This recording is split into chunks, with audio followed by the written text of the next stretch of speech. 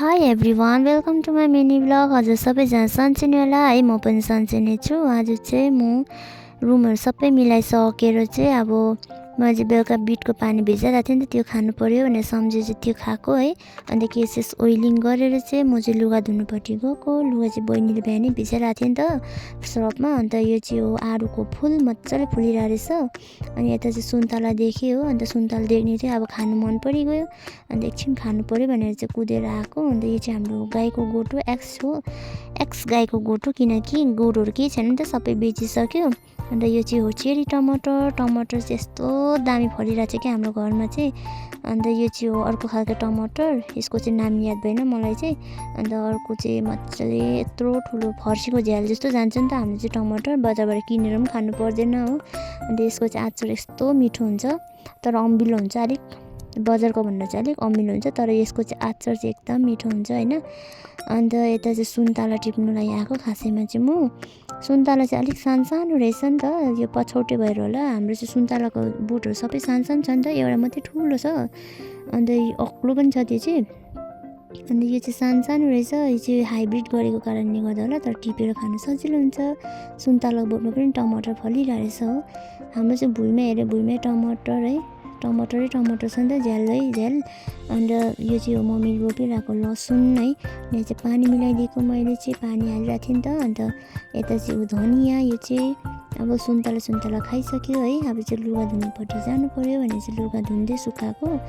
म चाहिँ अब घरमा त काम त हुँदैन है, तर भए पनि अब काम गरेको त कसले देख्ने नि, थाहा कस्तो बेलुका हुँजासम्म कस्तो थाक्छ है, तर भए पनि। अन्त यता चाहिँ आप्पाहरूको मैला लुगाहरू लिएर टेबल क्लोथहरू सबै च्यादरहरू धोएर सुकाएको है। भ्याएको बेलामा सबै गरिराख्नु पऱ्यो नि त, घरमा आएको बेलामा आप्पाले चाहिँ भ्याउँदैन नि त, आप्पा काममा जानुहुन्छ है। अन्त बेलुका हुनुहुन्छ, बिहान पनि बिहानै जानुहुन्छ। त्यसै कारणले गर्दाखेरि चाहिँ हामीले सबै मैलाहरू लुगाहरू भएकोहरू घाममा सुकाउनेहरू सबै सुकाइराख्छ नि त घरमा आएको बेलामा। किन अन्त छोरी भएको है, छोरी भएको र नभएको मिल्दैन नि त घरमा, त्यसै भन्दैन नि त मान्छेले पनि, तर भए पनि है। अन्त म चाहिँ टाउको लुगासुगा धोएर टाउको साउको नुहाएर पनि घाममा सुकाउँदै हेरेको। अन्त यता चाहिँ हाँसीहरू हल्ला गरेर चाहिँ यहाँ खाजा ल्याइदिएको। फेरि यिनीहरू कुदेर घरको पछाडि पुगिगएछ हो, यति बेसी हल्ला गर्छ यिनीहरू तिनजना। अनि यो चाहिँ हो हाम्रो घरको दुईवटा बडीगार्ड, हाम्रो दुईवटा खसी है। अनि यता चाहिँ चल्लाहरूलाई पनि भोक लागेछ हो, अन्त यिनीहरूलाई पनि खाजा दिएको।